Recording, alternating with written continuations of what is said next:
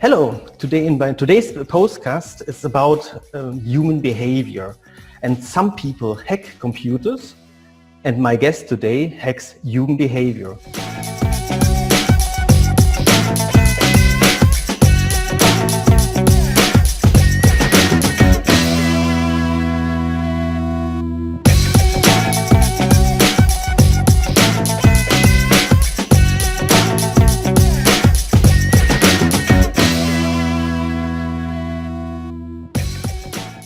Welcome, Susan Eibitz. I hope I pronounced this name correctly. Yes, actually, my last name is coming from the German side. It's Austriat. It's Jewish Austriac. So you pronounce it correctly. I should have learned Deutsch or German. That is my root of the name, but not for now. Yeah, and to give my audience more background about you, Susan has not successfully analyzed human behavior and especially in its impact on other people. It's how to analyze it. And in terms of body languages, in terms of a mimic expression, in terms of linguistic and face reading. But I think you add something more precisely than sorry for my ignorant view, but I think it's a fascinating matter, and I'm so proud to have you on this podcast today. Thank you very much, Michael. I will not say ignorance. I think when you don't know that it exists, it's not ignorant. I think the concept of ignorance is the same concept of madness. Keep doing this every day the same and expecting a different outcome, or keep complaining about things that you know and you're not adapting to your life. So I completely get it. What we do, what I do, I know there is none other companies who have all the things together on the way that we do it. So I get surprised people all the time. Okay, I think behavior, and just to start for the first question, because I think the audience is curious about behavior is everywhere. That what I understand, and especially every relationship builds on as well accepted, non-accepted, accepted, non-accepted behavior. You have a kind of action thing. But can you just describe what you consider everything about behavior and why it is so important in business life to understand behavior, how it works, how people react on behavior? I think would be a good start, yeah. Well, behavior as a concept, I always say, I don't have any degree in psychology.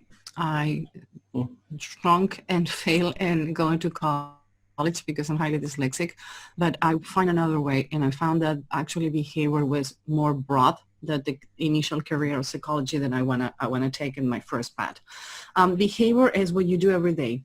Your dog have a behavior, your cats have a behavior that usually are really similar to their owners. My cats and my dog, they're like couch potatoes. Like, you need to push them I need to push my dog to go to pee outside. Like, he doesn't want to move. It's like me. I'm getting on the couch. I don't move. Behavior has to do with helping people to leave an addiction. Behavior has to do with the things that you do every day. Behavior has to do with train your brain to do things different. Behavior has to do with changing the habits that you have that maybe are not helping you. Like, for example, the burned out. Most people is burned out and is working 40% more than they working before. What is the behavior happen? Because we cannot fix the behavior, then we need to learn to work from home and says, okay, I need to have a corner that is going to be working. And when I leave that corner, I'm not working anymore. That is a behavior too. So we don't need to go to the high science PhD to understand that everything that you do is a behavior. If you start thinking about how many things you do between you leaving the bed and getting your breakfast done, you got to get exhausted. Like doing your bed, brushing your teeth, washing your face, combing your hair, getting dressed. If you make a list and like, oh my God, but you have been taught those behaviors since you're a kid. So for you are natural. So the difference is certain behaviors that you need to learn in life that they're more difficult for adults because they're not being incorporated since you're a kid or in the middle school. But that means there exist some learned behaviors and probably some instinct behaviors because a human being is kind of an animal as well. It means like you fear, you flee. But there as well learned behaviors, how to the table manners, for example. You know, the Chinese eat differently to the Germans or to the Americans. Every behavior can be learned and every behavior can be modified. Has to do with your acknowledge of those behaviors. What you do is a behavior and tendency. My personality is a behavior. I can change it, I can modify it, I can improve it. But it's important to be acknowledging your own behaviors before you point in another ones. One of the things that I learned when I went from solopreneur as a political consultant, when being a solo wolf was needed, and like, okay, I'm going to move to corporate training and police and security, and like, oops, I need to have a team. I don't know how to manage people. I know behavior. I know how to read you, profile you, but how am I going to work with people every day? So I looked for 3 coaches, one in sales, one in marketing, and one in business, and says, I have no idea what I'm doing. Like, but you're teaching other people how to do it? Like, yeah, but I don't know how to have employees. So I coach with them for 6 months, and still we have every other week a meeting. And my first behavior that I need to modify is I'm not working in politics anymore. I'm not working with only host negotiators. My people need to be people who need to compliment me. So my behavior need to change from not giving, because it's happened to me. One of my research on the team, and says, I'm tired of you paying me for 2 weeks and I haven't had any work done. I'm like, you know what, you're right.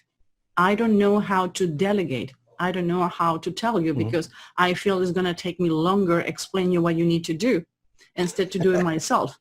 But at some point, I need to sit with you and explain you what I need. And now I just send a text like, I need all the research on X and Y, and I have 15 pages 48 hours later, and even she knows how to put it on the order that she knows that I need. But it took me a month and a half to sitting with her and make it understand how my brain works, understanding how her brain works, to find the best way to short the gap and the bridge. But I needed to learn behavior, even though, and now I'm teaching managers, and like, you know what? I found myself that I don't need to have my team learning who I am. I need to learn from my team. Because when I take the time to interview people saying, what do you want to do with your life? What is your dream? And they're like, what are you going to do in 5 years? Like, I don't care. What are the things that you wanted to do and nobody gave you the chance? And that's when I start learning their behaviors, and I start matching people inside a team. They're complementary each other because they have completely opposite behaviors, nationalities, language, even they are in different continents. And they're the best working together. Why? One is visual, another one is audit. One is a people person, the other one looking for research. So when we put in these things together, we have improved our team. But the one who need to learn the behavior, change the behavior, was me, because I'm the head of the 2 companies. Because you're leading it, and it's not funny because I'm doing more or less the same. I'm coming really for companies. They need a clear vision, what they want to do, what they want to become, what's a big positive vision for their life as a company. But they need as well a purpose to go there. Means what is the big purpose to get to this vision? And that keeps you every day alive, gives you the energy, the power to do even the nitty-gritty jobs you have to do to get to this big vision. The mission is more or less the company itself, if you like. And those 3 things, mission, vision, and purpose, are so important in life. And the same with behavior. I mean, behavior and a complementary team is so important. If you only select people who are copies of yourself, you don't achieve anything, because then you have exactly the problem. You have to explain. Nobody if you don't have people who complimenting you, nobody's challenge you. It's like when people says, oh, I want to find a partner who is like me. Like, why? I don't want to see myself on the mirror with different hairstyle. You need somebody who complimenting you. Equal is like, you're never going to have somebody who make you grow stronger. So one of the things that I love about my team is like, I ask them to be disruptors. I don't want you to agree with me. I want you to question what I do. I want you to be looking everything that we do and looking for a best way to do it. And says, what, do you want us to criticize us? Like, yeah, I need that. Everybody needs that. Do it differently. So, because different it's than the me. only way you grow. If you only ask for feedback to people who like your mom, your grandfathers, and like, oh, honey, you're awesome, and you're not, it's not working. I used to have a business partner, and she says, oh, it's awesome. And like, no, it wasn't. Why? It was horrible. And like, Yeah. get to a point like, we are not growing. I am not growing in this relationship, and you're not growing to the point that make us grow, because you're not criticizing anything, because you're afraid to conflict with people. And what for you is conflict, for me is growing. So it's not going to work. Exactly, and you need as well to read this behavior pattern to see, are people understanding what the big vision is? Where you want to go? Yeah, but they have to do it on their way, because you do it a different way, and together you're a strong team. You find shortcuts to get there. Yeah, Exactly. definitely. And Puri, what is so fascinating with your idea to predict as well kind of behavior patterns, means as a reaction to what you're doing, coming to AI, the big theme, it's kind of a hype as well, if you like, AI and robots, combined with your knowledge about how emotions work, how you can analyze and predict behavior, would be beautiful as well for jobs where you very heavily rely on emotion, relationships, and communication especially. But is that really true, or do you think it's a nightmare? Because I would never do that for those jobs, but it can support. I don't know. When people start freaking out about a robot is going to take my job, and says, well, if your robot can take your job, it's called evolution. It's happened when Ford invented the assembly line. It's not that assembly line take your job. You need to be evolving. So this new reality is like, I'm going to lose my job. No, if you don't evolving with what happened, most companies who have brick and mortar, they need to move online, and they need to train their people to move online. Certain things like shipping and distribution cannot be moved online, but most people can move online. Other ones not, because they need the interaction every day. But when people fight about, well, one of the two professions that I train a lot are realtors and salespeople. And this is, oh my God, AI or robot is going to take my job. Like, no, it's going to help your job. We never have highest number of realtor websites on the story. Never. You know that 90% of the people still want to talk to a realtor, because an app is not going to tell me how I match my new story. When you're moving because you're looking for a new career, because you're getting divorced, because you're getting married, because you're having a baby. Those are the things that the AI is not going to contemplate, because it says, hey, I want a park near me. I wanted to have, I decided to become vegan, so I want to go to a place where vegan. I become single, so I want a place where are singles and my target age. Those are the things that human can give you. The same happen in security and happen in sales. I was talking with a sales company training, and says, well, we have an app and a software who can tell us what is the personality of the people based on what they write on the media. Do you know that 90% of the people, they don't write their own things on the media? Somebody else write it. And actually, it's not going to show your real personality, because you're not down on the media. You're positive. I run my own perspective of my writing on the media. I do write my own media, but I never downlifting, uplifting. So it says I'm extremely extrovert. Like, no, I'm an introvert. I'm an hermit. I don't like to be around people. I'm not a social person. I avoid networking. And actually, the app says the completely different, because the words I choose to communicate with others are to uplift people. Actually, it's a study that with the oh my God, I just forgot university is, I think it's Greenwich in UK. They have a riot. So they have a CCTV camera recording the faces, even the cover faces of most of the people doing the riot. An AI system identified approximately 2 people over 160. A human face, a human person can identify between 140 and 160. It's called the Super Recognizers Program. Actually, I apply for the program, and I receive tests every time now and then. And they're covering their faces and different parts, and you need to determine which person is which. A human is more precise than a computer. So when people says, well, what about face reading? Like, first of all, it's been here for 5,000 years. I don't care if you think it's a science. I don't care if you think it's a witchcraft. I don't care how you call it. The only thing I can tell you is I can read a face when it's covered by a mask better than an IA, because computers are not used to only see. Yeah. So if I see your ears, shape, height, earlobes, the touch of the ear, I can see your forehead, the shape of your eyebrow, the quantity of hair, the top of the tip of the nose, I can see the eyelids, the amount of eyelids. I can do a 50-page report. A computer is not being prepared for do that. So computers can help you if you know how to help. Like everything happened. The companies who went out of market, like Blockbuster and companies like that, is because they didn't evolve. It's not because they didn't have a good product. So Blockbuster went out of the market because they says, oh, nobody's going to be downloaded moving online. At Kodak, they need to evolve. So still remember, Circuit City disappeared.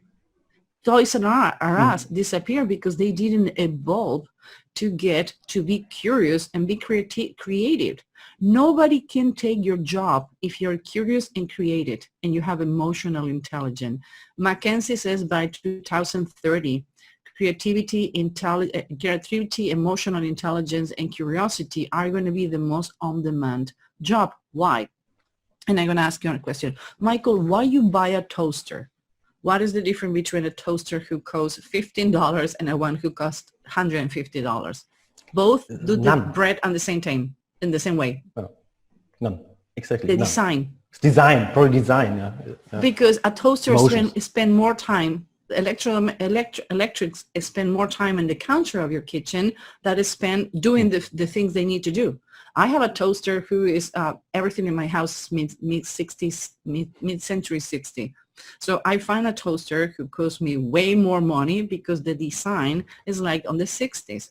And when I opened the package, it says, I really become a victim of my own complaints. I ended up paying so much money. I got a lamp that I've been looking for 18 years. There's circa 1954 because I saw it on an episode of Star Trek. And I bought it in Germany, and I was waiting for 2 months in custom to get clear. And when I got the lamp, it says, I really spent so much money on a lamp because it's original when I can have a fake one. And I spent 18 years of my life to get it. You know what? I don't have kids to send to college, but it gave me pleasure. So I use internet. It's a lot of emotions. Yeah. So I use internet. Internet pick my emotions and put me until finally found an auction house who have the lamp. So instead to fighting with the IA, I use it. We program apps and we work with companies programming apps that in the last 4 months, we have been teaching people on airports, security, policemen, hostage negotiators, people who work in any kind of security from pharmacy to any store that you can imagine, how to read people with masks because people freaked out. Oh my God, I cannot be able to read anyone. Like, no, the most important part, you can read it. You can even read micro expressions on a person. So having a mask is not a problem. The point is, IA and CCTV cameras and software is not ready to do it yet.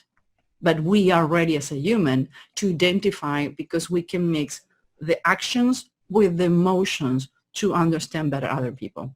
Exactly. You have more heuristics in your brain. You can really, because you know slightly parts of the face, you can analyze much quicker. I think so as well, because as a computer, you need a full face recognition, and then you're running millions, trillions of calculations. Then you have the same face or the emotion or the behavior probably behind that. But it's so difficult still because most people think that actually our brain processes information faster than a computer can do, because a computer is what you feed them.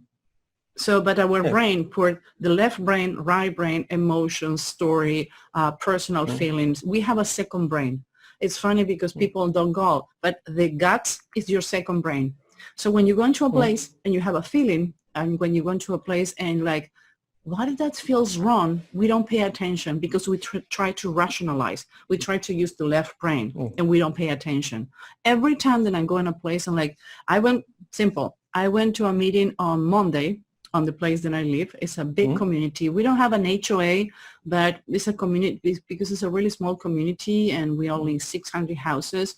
And we are about ecology and recycle and things like that. And I went to the meeting because thank God here things start picking up. And I get to the meeting and I feel like this in my guts. And I have a neighbor that I don't have a good relationship. As soon as I turned my left, I saw that person. I felt that. I smelled that person. Yeah. I knew the person was in the room. So I make sure that I will not going to leave the meeting because I want to be part of the meeting, but I went to the other corner of the room. Far enough that I don't even can smell that person. So it doesn't affect, and I don't have a bias based on what things they need to be decided based on the community needs and my needs, and make sure that this is still an ecology community, because that's what I love about here. This is a ecology communities, recycle. We have our own police, fire department, hospital, ambulance. It's an ecosystem community that I choose to live. So we're not going to let the bias for one person to do it. Another thing, one of the good things that AI cannot do, and there's the biggest conflict, is recognizing race. They have a conflict with race, gender, and age. One of the good things with physiognomy or face reading, and again, it's been for 5,000 years, it's been used from Abraham Lincoln to jury selection. And by the way, everybody use it. Nobody say it because not a lot of people is teaching face reading. I don't see races. I don't see colors. I don't see genders. I don't see wrinkles. I see the map to your brain. So when I read a face, it's a GPS to your brain. When I see micro expressions, I see a GPS to your emotions. I cannot determine if somebody's lying by face reading or micro expression. I need to put all the things together. But what I can know by sure is how you intake information, how to process, and how I need to talk to you. Because it's not the things how I see it. It's how you are. So in order to eliminate bias, you need to start seeing people, and I know it's going to sound, and a lot of people are going to come to my jugular for what I'm saying. When I'm reading someone, when I need to profile a person, when I need to know what's really going on, I need to forget that it's a person, and I need to start paying attention to the signals. Because that way I eliminate bias. If I have a feeling for someone, I cannot read my friends because I have feelings. So I avoid to read them. Or when they say like, what do you think, like, okay, I need to get on my working zone because you're part of my life, so I'm making an effort not to read you, and it's going to be biased, my opinion. So when I need to, even a friend, when they need to go to a new job, or they picking a partner and says, I'm going to send them to another profiler on the company, the pictures. Why? Because I know you. I know you so much that I don't know how much of what I know you or not is going to be getting on the way. That's the reason when somebody says we need a 360. 360 is when we see how the body work, how they make decision, the words, the tendencies, the baseline, face reading, everything in a person, even personalities. Holistic approach, yeah. I don't ask for age. I don't ask for even gender. I don't ask for what are the position the person is going to be having. Nothing. I don't want names. I don't want anything. Less than I know, more accurate the profile is. Why? Because I don't have any bias. If the person, for example, I know is an ex-Nazi, I'm going to have a bias. I'm human. Yeah. So, but it's the same what Einstein said. Yeah, you can't solve the problems by the way they all thinking they caused the problem. Yeah, the same is more or less with your analysis. Means if you are already biased by old thinking because is a friend, you have a positive affection to somebody, then you're biased. You can't analyze as precisely the mimics. You can do, but you have to concentrate probably much more. You have to spend more time to do that, I guess. Yeah. Yeah, that's what I sometimes says, choose your customer before you choose your business. Why? Because you're going to need to be working in a relationship with this person for a long time. When you're doing a training, sometimes most of the companies hire us for a couple of months because it's a change of mindset is not only giving a training, it's a change of patterns and things they do.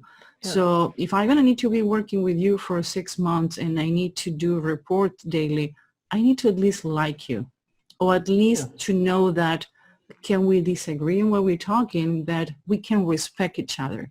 I don't engage in arguments with people. It's like, whatever I tell you, you're going to use it to only reinforce destroying my work. I don't criticize anyone. I don't get in anybody's job. I ask the same. Do not use your bias in detriment of my knowledge, because you don't know me. You don't know how long I've been doing this. I've been doing this for 28 years, not 28 days. So I know my craft, and it's a reason I'm still in the market. Yeah, but I think it's what you just said is one of the most important things in business. Business is all about relationship, nothing more. Relationship to your customers. Therefore, you're right. You should know who your customers are, what they want, what their problems are, what they want to solve. Like, I'm coming from banking. You don't need a credit. You want to live in a house, for example. You want to be mobile. But why you want to be mobile? Because you want to meet people. Yeah. And therefore you need a car, a train, or whatever. And therefore probably you need a credit from the bank. But it's only something to get there. It's not the product in itself. Only the demand, the problem a person has. That's something you have to understand. That is what's your client. And same for the employees.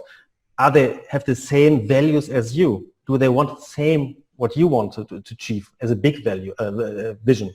Not only I want to have 3 million in 2 years' time. That's not a vision. Vision is really to make the world a better place than before. That is a dream. Yeah. You need to be educated. If you want to have 3 million in 3 years, you need to be educated how to do it. You're not going to be sitting on your couch and like, okay, I want to wake up in 3 years. I'm going to have the 3 million. Work for it. It's a result. It's a result. Yeah. It's a result. It's not the vision where you want to be. Once you have the 3 million, and then what are you doing then? You still have no vision. Every time that I start a company, I have a business plan and I have an exit plan. What is the exit plan? I'm like, well, get every business do this and get to a point that you keep growing. You need to hire more people, more training. So you're going to have a pace and where it's going to be flat. That's when I sell my business, because I don't have the patience to do this part. So when I get to this, I look for a business partner or sell my business and I start a new one because I like the excitement. But at least I know that about me. I know that what I need. I always need a business partner because I come out with ideas, but I get bored to the application of the ideas. So that's the reason I hire a boss. Now I have a boss.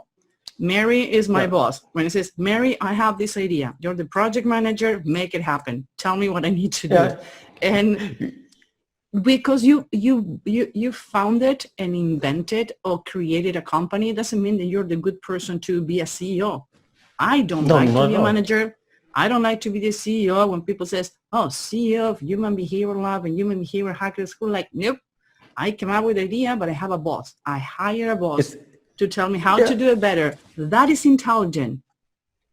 Hire somebody who's better than you are and think that you know that you're not good at, and the business is growing since she's with us because she make it happen. It's not excuses. Even she doesn't allow me to have excuses. She blocked my Fridays from my calendar. I'm like, pardon me? Since when I don't have a Friday in my calendar? Because you need to sit and write.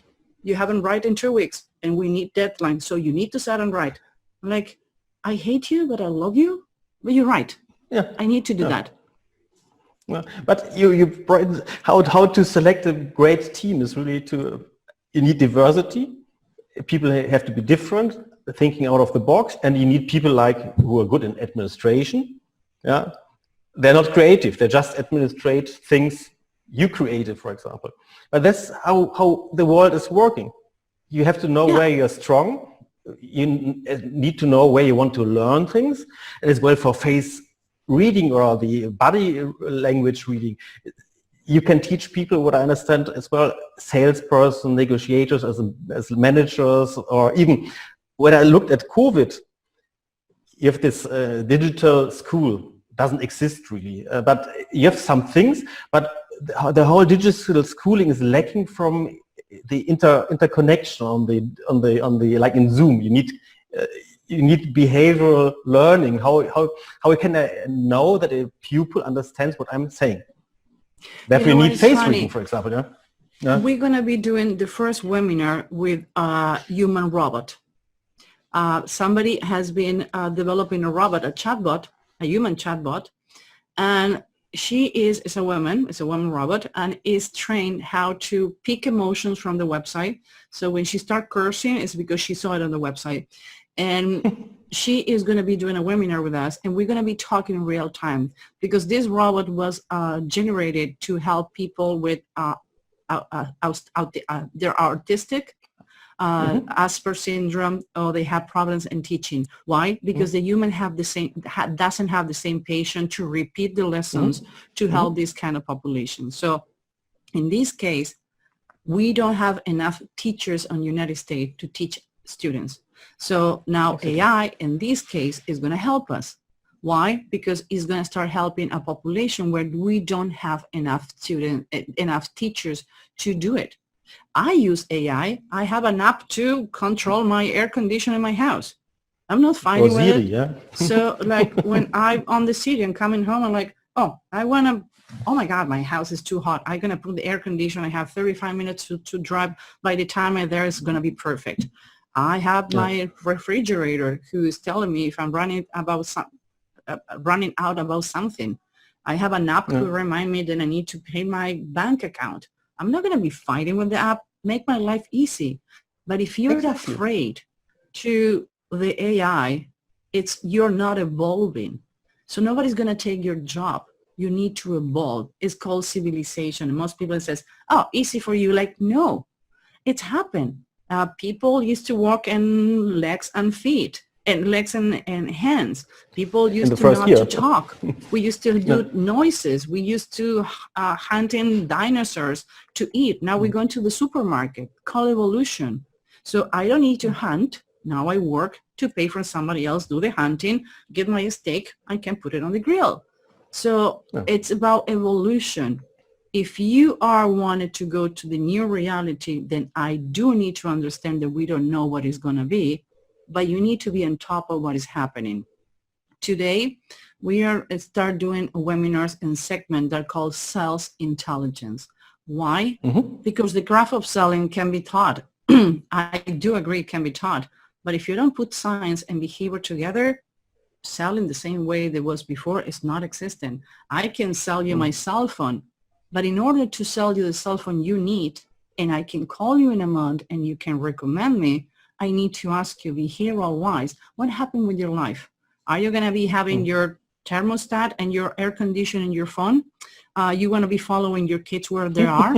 You want to have your cameras on your phone, so you need more memory. So I need to ask behavioral questions to know what you need. And at the end of the sales, I need to say, it's like, wow, I didn't know then I need so much memory for so many things that I need to be doing. So that is a behavioral sales. When even as a customer, you don't know what are your needs. But as a sales rep, I can determine those needs and follow up on them. Yeah, exactly. Because you have to use this technique, what is existing, have to think, be creative with it, and do new things with that. And that's why, for example, for this COVID-19, the school at home, they can apply much more AI, as you said. They can much more apply as well, probably face reading, just to see is a pupil following. The same typical thing, AI and medicine. I think most doctors are obsolete. You don't need them. They know the thing, the big medicine books, and the rest is doing diagnostic by machines. Why you need a doctor there? But you need a doctor with emotions. To tell you what they mean. He knows the social environment. Yeah, he knows who you are, how you react, and he can give you more comfort doing this treatment, that treatment. You can do telemedicine today. You have telemedicine. Yeah. You go to do the labs, and what happened now is I did telemedicine in my 2 controls this year.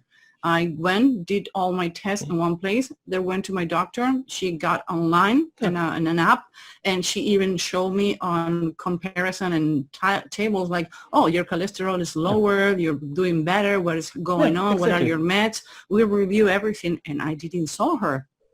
I didn't need to. But you need this trust to this person that you follow her advice.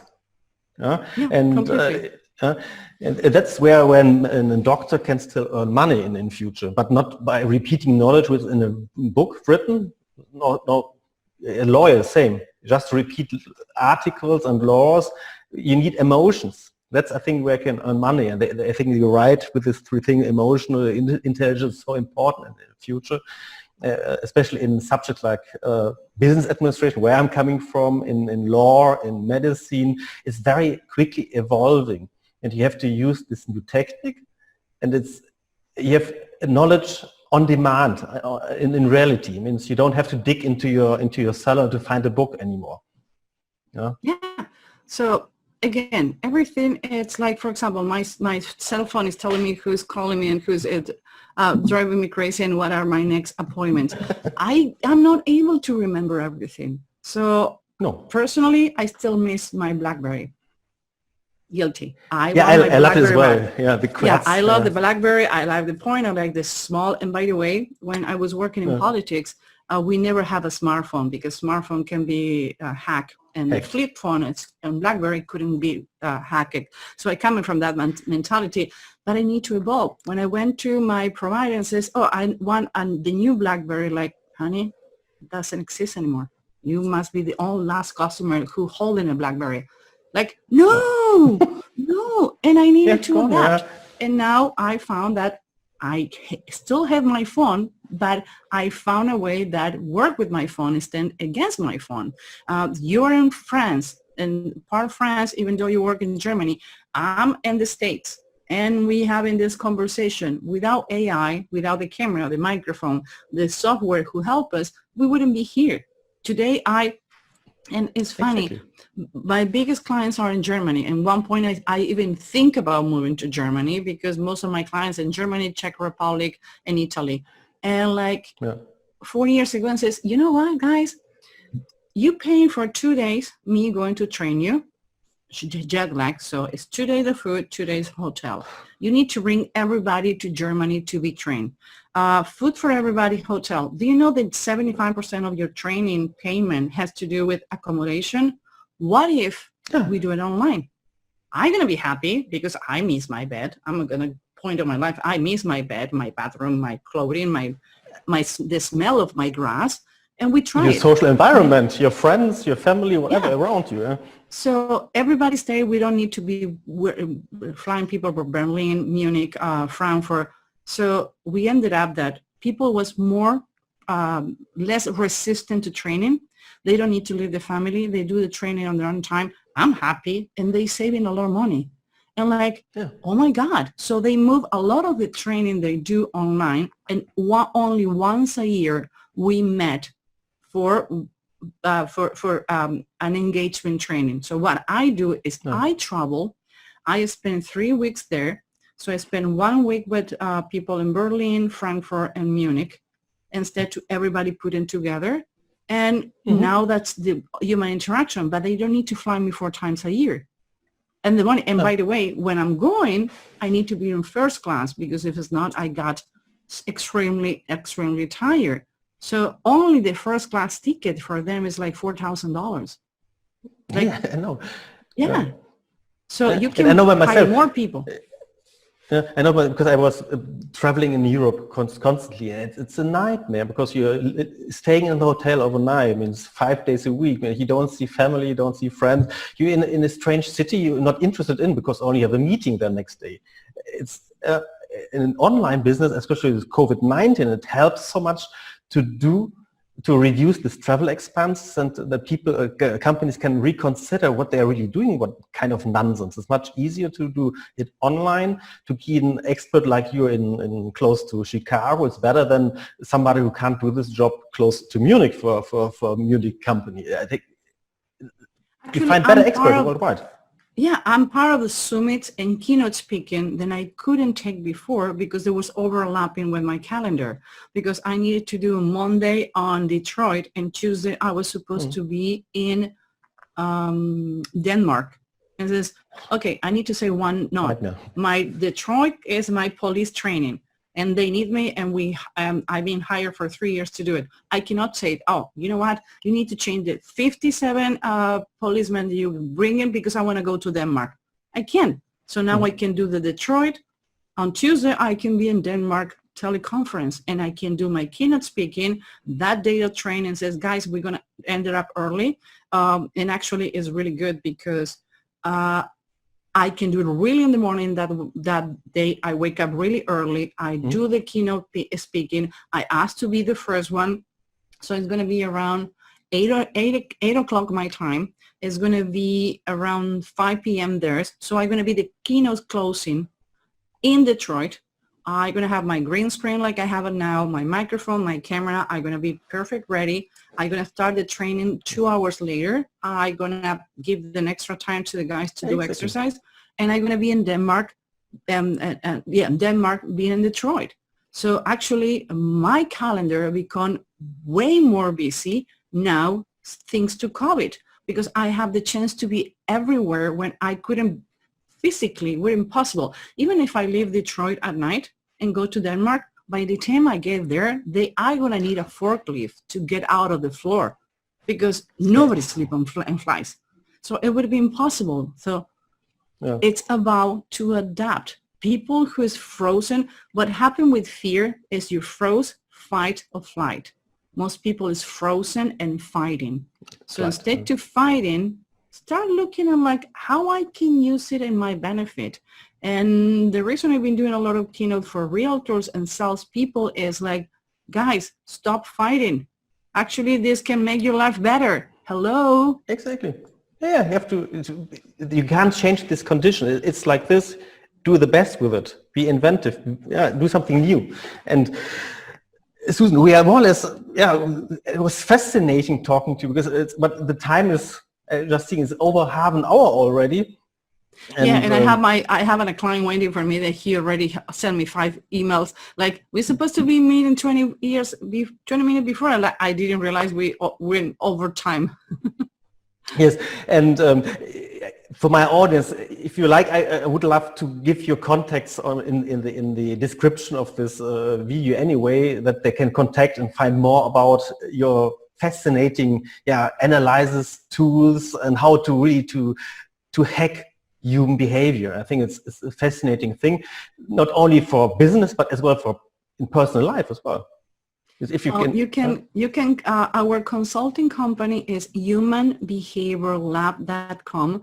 That's when we tailorize all the training that we do. That is the consulting. But if you want to take us home online, we have an e-learning platform. By the way, started 6 months ago. It's not new. It's only invitation coach on. It's only invitation coaches. It's only about human behavior. You're not going to find anything else besides human behavior, and it's called humanbehaviorhackerschool.com.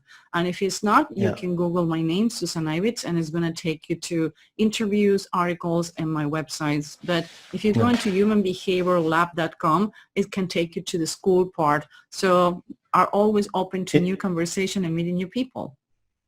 Okay, I will as well, and I will bring the information as well in the description. Then everybody can read it and probably click on it. It's even better. Susan, thank you so much. It was really a pleasure having you on this podcast, and I learned so much in this more than half an hour, and it's really fascinating. I have to do much more about body languages. I'm not bad at it, but it's always I can improve. Everybody can improve.